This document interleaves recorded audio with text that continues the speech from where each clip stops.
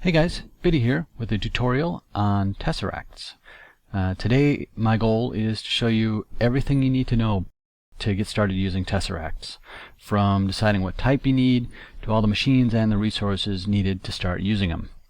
Now first off, I'm going to start off at the very beginning, showing you everything you need to gather and craft along the way before you can even start to think about making one of these things. All the tutorials I've seen so far just assume you're already off and running and just happen to have a really good supply of resources and some fully charged redstone energy cells sitting in your pocket ready to power everything. What I'm going to do is show the bare minimum needed to get this done with the fewest resources possible. This isn't the most time efficient method by any means, but what I'm going to do is I'm going to leave that up to you to figure out, what's more effective, how that fits your style of play.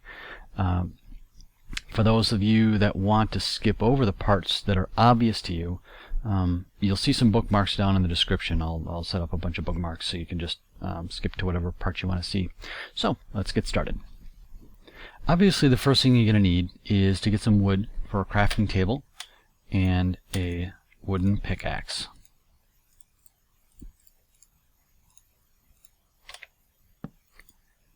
Plop that down.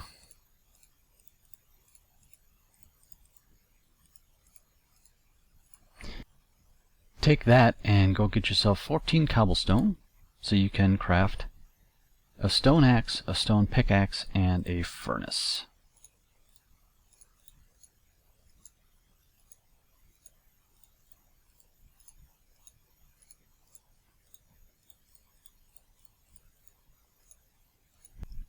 Next, go out and collect as much wood as you can stand to chop, because you're going to need at least 3 stacks. I've figured out about 1.5 of those are going to be used for charcoal. About 1 of them is going to be used for crafting the items that we're going to need throughout this whole process, and then some more for torches, ladders, additional tools, and whatever. Look for sand along the way as well. You're going to need about half a stack of it to make enough glass for this project. Now let's start getting the charcoal made here. Now while that charcoal is being made, start mining. You're going to want to make a bunch of ladders, torches, and some stone shovels and pickaxes, and get down as deep as you can. You're in really good shape if you're near a naturally occurring deep cave system, just because you don't have to obviously use up as many tools. You're going to need iron, copper, tin, redstone, gold, at least 2 diamonds, and some other items that you're inevitably going to pick up along the way. But first, as soon as you find 3 iron ore, make an iron pickaxe so you can mine the redstone, gold, and diamonds. From here on out, I'm going to leave out the tools, weapons, and food you'll need, because that's going to vary quite a bit.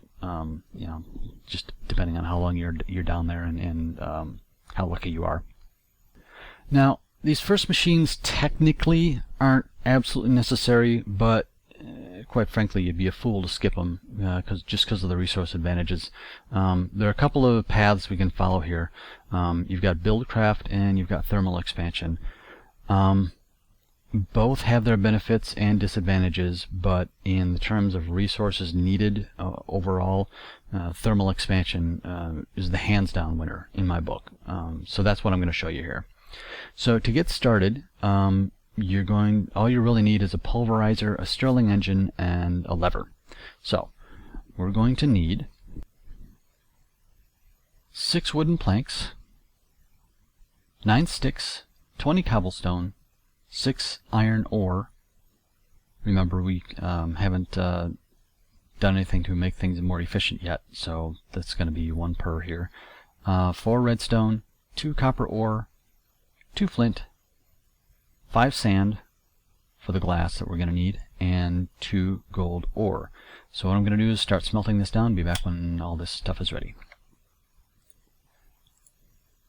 Okay, for the pulverizer, we're going to need a piston, a machine frame, redstone reception coil, and the flint and copper here. So for the piston,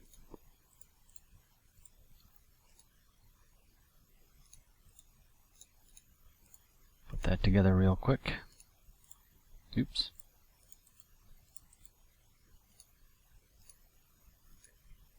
Okay, and then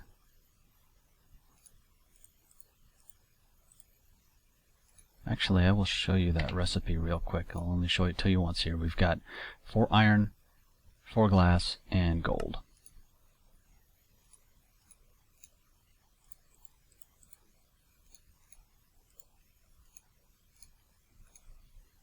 Okay, next up is the redstone reception coil, which is just 2 redstone and a gold.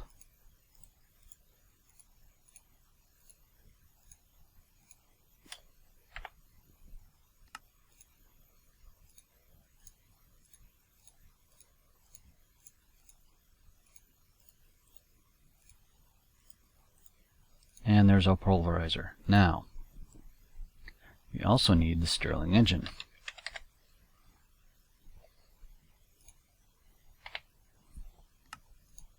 For that, it's just a couple of,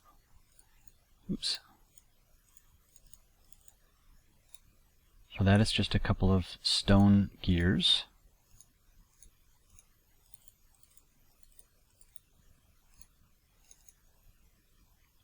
Piston.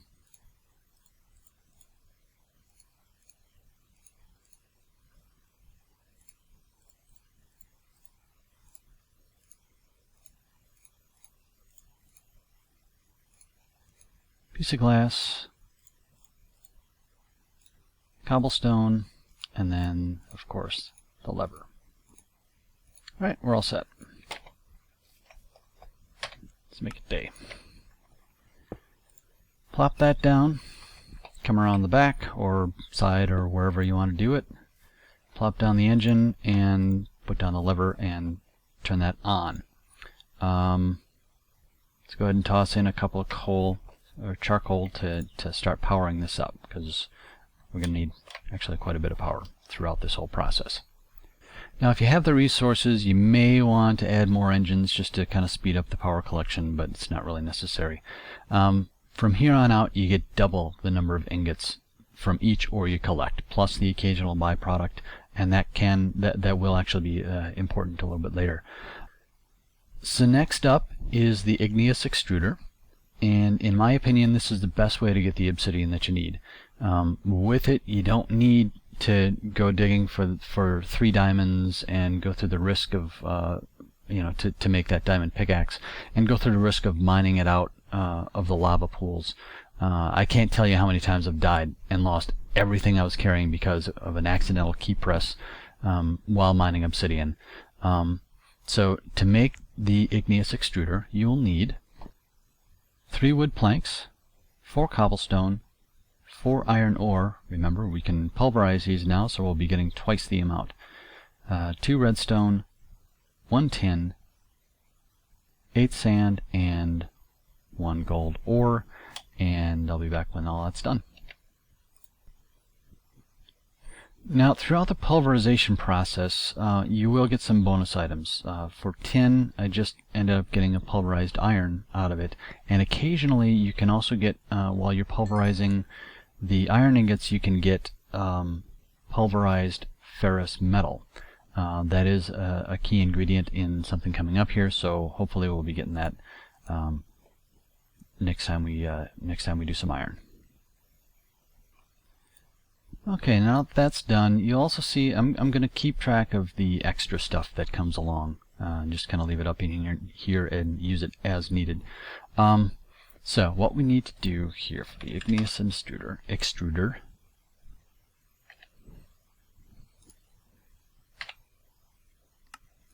is again another piston. You'll see a common theme for a lot of these items.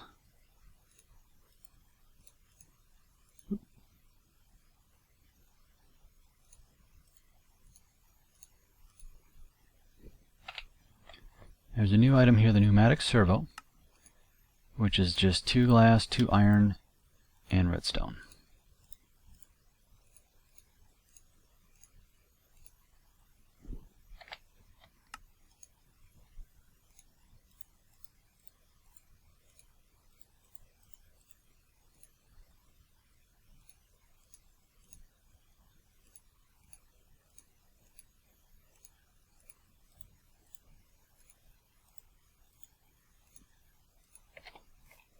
Okay, put that down over here. This does not require any power. It just relies on water and lava, basically. All you do is you put some lava in on this side, water in on this side, and tell it what you want. You can either do cobblestone, stone, or obsidian, which is what we're going to be doing here. Okay. Next up, this next step is going to need some hardened glass, and for that we're going to need an induction smelter along with another Stirling engine and a lever. So for this, 3 wooden planks, 9 sticks, 16 cobblestone, 8 iron ingots, 2 pulverized iron, 1 pulverized ferrous metal. These two are going to be combined to create 2 Invar ingots. I'll show that in a sec. But pulverized ferrous metal is a byproduct of pulverizing iron. If you're lucky, by this point you'll have some. Otherwise, hopefully you found it while mining. It's fairly rare to pop up, and if you just keep pulverizing iron, you will eventually get it. But sometimes it's just faster and easier just to mine for it. Then we need 3 redstone, 2 copper ingots, 5 glass, and 2 gold. So I'll get this put together here quick.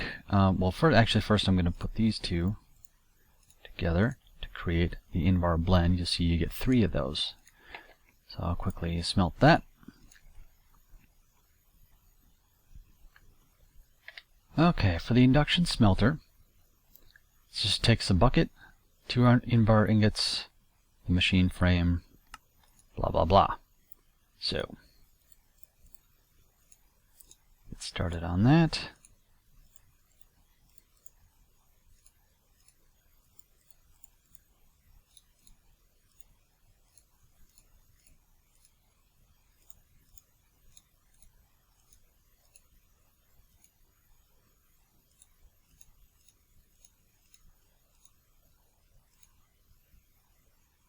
Oops. And we'll leave that up there because it's just, like I said, another byproduct, and that might come into play later on. I can't remember. Then another Stirling engine, of course, and another lever.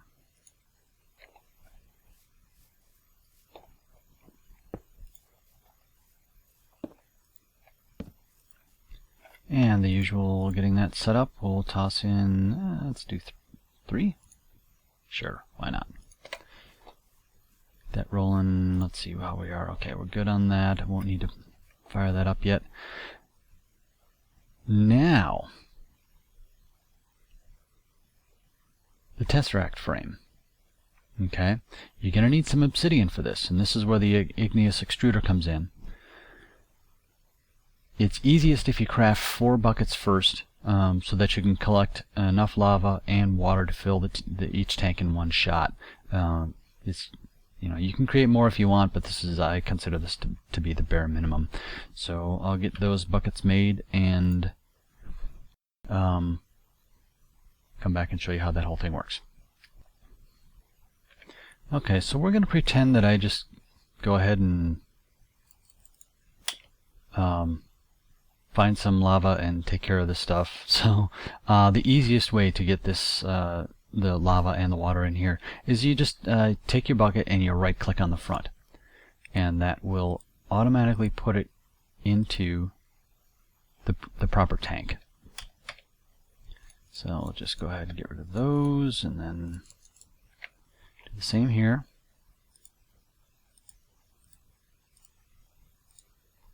And you'll see they'll come together and create your obsidian for you.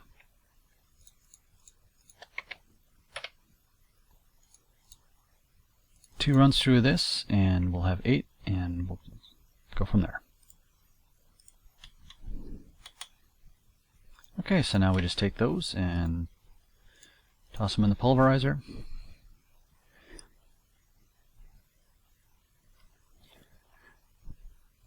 Then we get 4 pulverized lead and toss all these into the Induction Smelter. What that'll do is that'll give us the hardened glass we need.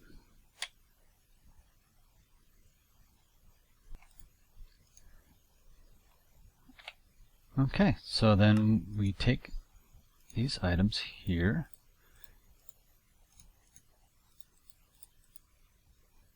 Actually, I should just stack them. Now remember, you're going to need 2 of these to do anything useful, so just go ahead and craft 2 at once. Okay, next we're going to need to make a Magma Crucible and a Liquid Transposer, along with something to power them, and yep, you guessed it, more Stirling engines. So I'll get started on that. Oh, and also the first thing we're going to need is we're going to need some Nether brick for that Magma Crucible.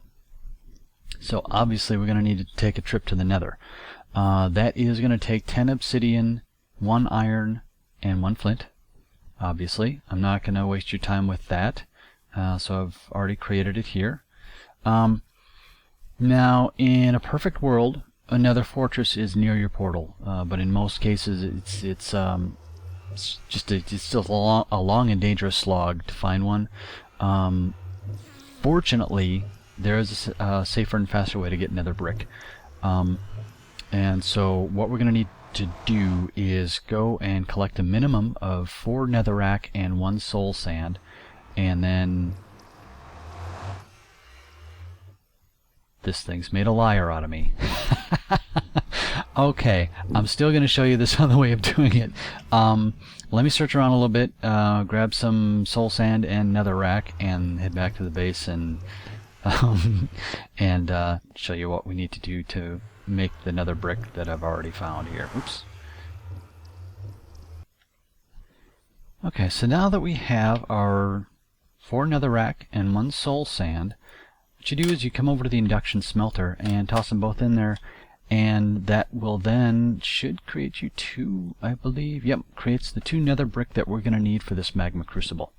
Like I said, this is a lot generally a lot faster and safer to do it this way than it is to go slogging for that nether fortress. But if you get lucky, like I just did, you'll be planted right in the middle of one. You can just grab some and go. So I'll gather up the rest of the stuff that I need, and back in a sec. Okay, in addition to the 2 Stirling engines and the 2 levers, we're going to need 14 iron ingots, 4 redstone, 4 copper ingots, 10 glass, 4 gold ingots, and 2 nether brick.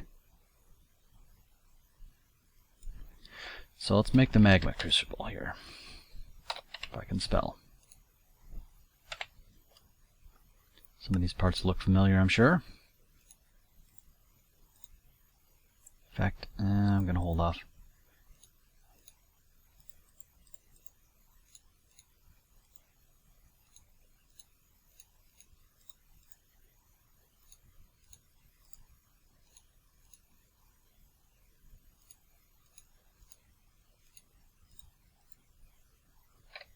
Might help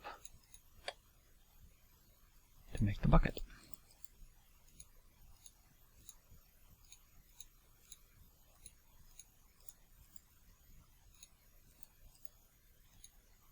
Okay.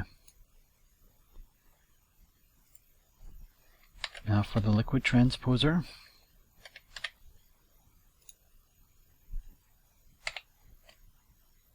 Again, very similar.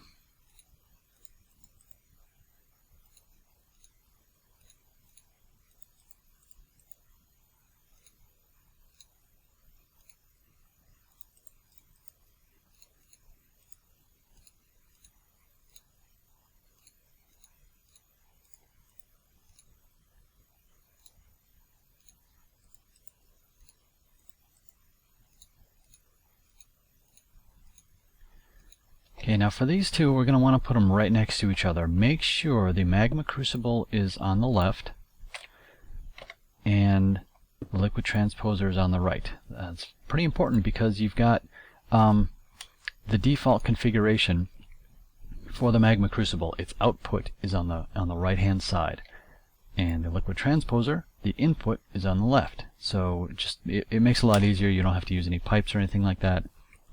And also, when you're doing stuff right next to each other like this, you do need to be a little careful in placing the engines so that they face the right way. If you're a little off, what it'll do is it'll more often than not have this second engine facing the first one, and it's a big pain in the butt. Now, the Magma Crucible uses a lot of power. One thing I would recommend is just starting it off, toss in maybe about 8 charcoal before you do anything else, just to get it going, because it's going to take quite a while to get this done.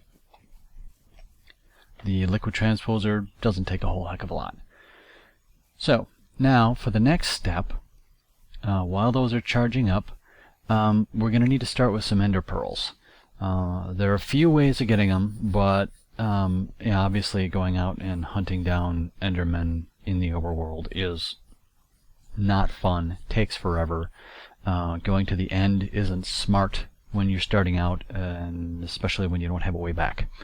That leaves converting, using a Minium stone to convert iron to ender pearls. So for that, you're gonna need to go out and hunt mobs. There's about I believe it's about a 10% chance of a mob dropping a shard of Minium. If you deliver the killing blow, that's the most important part. You have to kill it in order for that thing to drop. And then you're going to need 8 shards minimum. 8 shards of Minium, 4 smooth stone, 4 iron, and 4 gold. And I'll show you how to make that here in a sec. Okay, now the Minium stone. It's a really straightforward recipe. You just take the shards of Minium, surround an inert stone. To make that, it's just 4 iron, 4 smooth stone, and 1 gold ingot. So let's slap that together here. Why I made 4 of these, I have no frickin' clue. I'll use them later. In fact, I could have gotten away with just smelting that. Anyways, that's all there is to it. Okay, now it takes 4 iron to make 1 ender pearl. And it takes 4 ender pearls to make 1 bucket of molten ender. So we're going to need a stack, or I should say half a stack, 32 iron ingots to continue on to this next step here. So we need 8 ender pearls. Now you see I slapped in 8 charcoal initially, and then I put in I think another 4. So you'll see this takes a lot. So I'm going to put this in here. Wait a while, and you'll see very quickly here that it immediately spits out to the Liquid Transposer. So you have a quarter bucket here. We're going to need 2 buckets to get these Tesseracts ready to go. So I'll come back when that's done. Okay, now that we have all of our Molten Ender ready to go, we just take our Tesseract frames, drop them in, and wait a week and a half for stuff to transfer.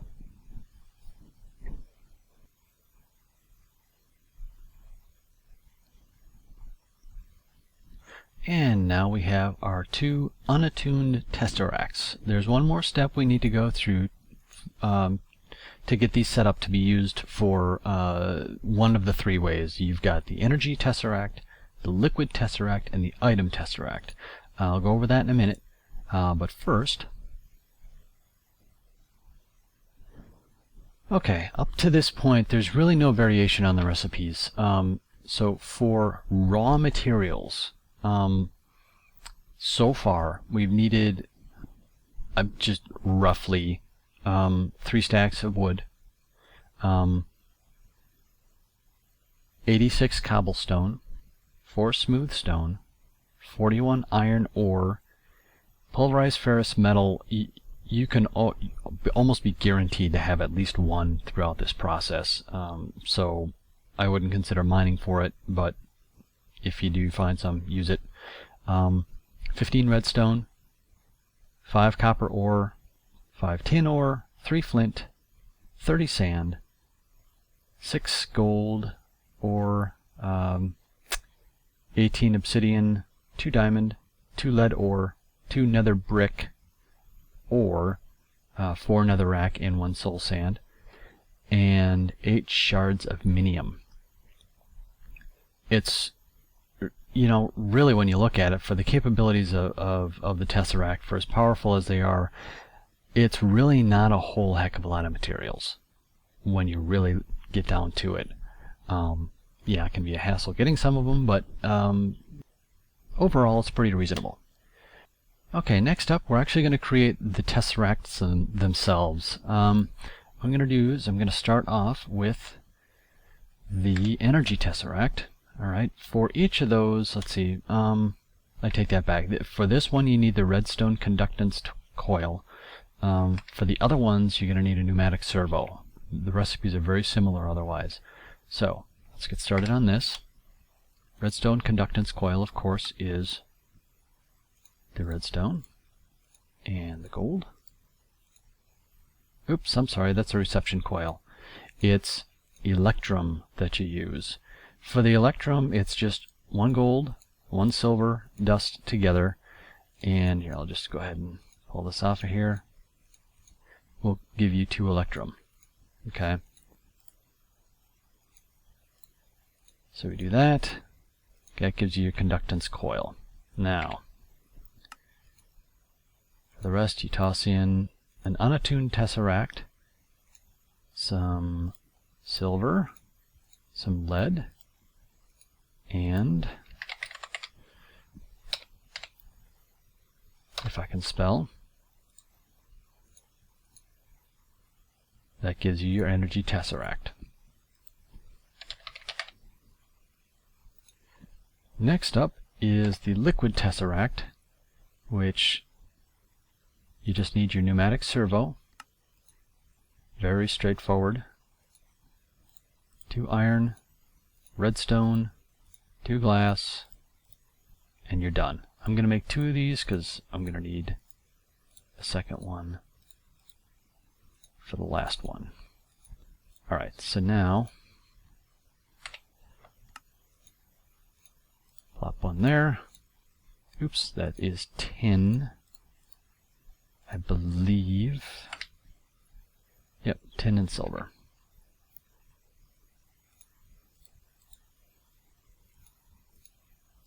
There, and copper.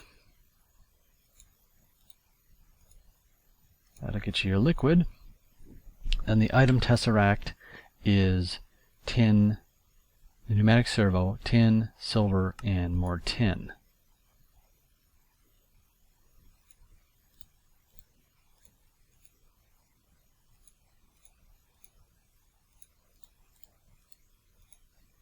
And there we go. We have all 3 tesseracts. Now the interface on these, they're all the same. I'm just going to toss one down here to show you. There's a quick configuration here. You can either make these private or public. This is what's so great about these things. You know, if you have a server where everybody's sharing resources, you make it public, and then you can set up the various channels and have people tap off of those resources, or you can just lock it up and only use it for yourself. Now you can also set it to send only, receive only, and both send and receive. To actually make this active, you need 2 of them on the same channel, 2 of the same type on the same channel, I should say. So say we were to make this channel 1. It's on frequency 1, but obviously nothing can go anywhere. There's also the option of naming your frequencies. So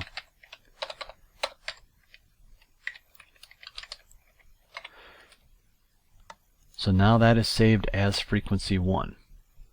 Okay. It's the exact same interface for the other 2. This is just, you can turn it on and off with a redstone signal.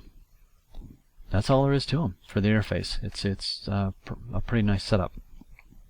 Now, I'll be back in a minute to demonstrate the uses. Okay, now I'm going to quick demonstrate what this is all about. First off, though, I forgot to mention you're probably going to want a crescent hammer when you're dealing with these, because you need some way to pick them up, and this is the best way to do it. So for a crescent hammer, it's just a very simple recipe: 1 silver in the middle with 3 iron ingots, and you're done. Then to pick them up, you just come over, squat, right click, and it's done. Pops it right up. It's really nice. Okay, now I'm going to start off with the energy. Now, Tesseracts are multi-dimensional teleportation devices. These things are hugely flexible. As long as the chunk they're in is loaded, they have the ability to transport items, liquid, and Minecraft jewels to wherever they're needed without having to use any long runs of wire or pipe. The interface for all three is the same. I already showed that to you. But there is one little trick that I didn't show you, and I will. You'll see that in a sec here. Now, I'll start off with the Energy Tesseract. Here is the sending. As you can see, it's set up with public access, send and receive. I actually want to change that to send only. Okay, it's on channel 1. Come over here, and I can set this to receive only, public. Choose that, and click on that, and it should start sending. Actually, I need to pop that around. Oh, you know what? I forgot that you needed to do that for it. Alright, now, and there we go. We should start seeing this go up. No, because I screwed that up too. Apologize for this. Now I can that and that. We should start seeing energy flow in. Now, Energy Tesseracts will only transfer Minecraft jewels. They don't do EU or anything like that. And as a game balancing property of this, there is a 25% energy loss. I think that's a really fair compromise given the power of these devices. I mean, you can transfer literally power across dimensions. It's you know, that's a very fair trade-off. You can place them directly next to a source or target of the power, or you can use these energy conduits. I would put them next to whenever possible, just because of the fact that these energy conduits, you do lose a little bit more as well as just a cost of using them. Moving on to the Liquid Tesseract.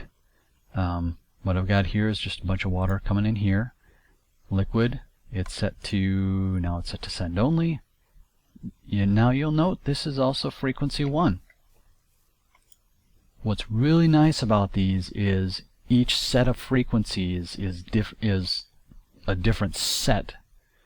You know, so the energy set of frequencies, you know, 1 through whatever, is one set, and then the liquid, you can do 1 through whatever, and they won't interfere with each other. That's really nice.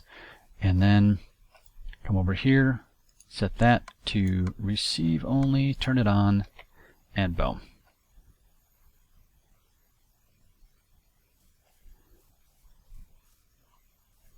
Now, you know, as you can see, it'll dump directly into it. You don't need to use a wooden liquid transport pipe with this. It'll automatically shoot it out for you. Moving on to the item, what I've done here is I just loaded up a bunch of cobblestone here. I've got an autarkic gate.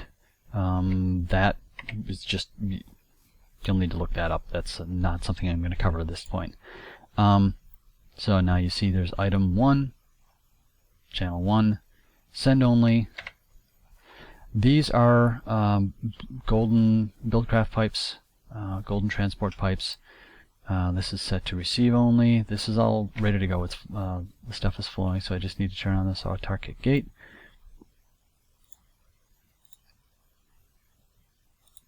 There we go. And things should be rolling. There we go. And here we go. It's that simple. Next up, these are the red power pneumatic tubes. Trick with these. The only way you can get stuff out into the red power system is by using this relay. Just keep that in mind. Okay, so now this is on number 2, send only, channel 2, receive only.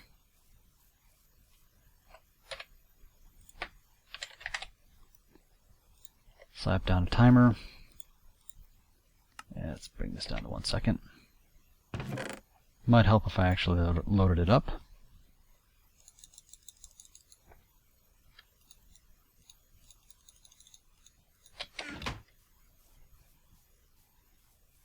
And here we go.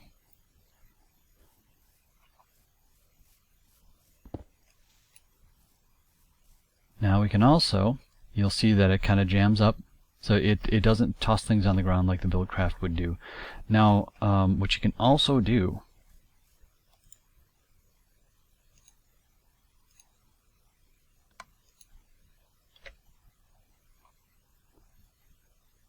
you'll start seeing them come out both. So you can actually have multiple sources and multiple destinations on the same channel. I believe what this does is it'll split them evenly between. So you could have one power tesseract with a whole bunch of power coming into it, and then just a whole mess of receivers out in the world, and as long as you don't exceed your capacity, your power producing capacity, you're in good shape. So that's pretty much it. I would hope you're able to learn something out of this. If you'd like to see more, please like and favorite this. It'll let me know what it'll let me know what you guys like, and whether I should bother with making any more of these. Subscribe if you want to be alerted when there's new stuff coming down the line. And as always, thanks for watching, and until next time, take care.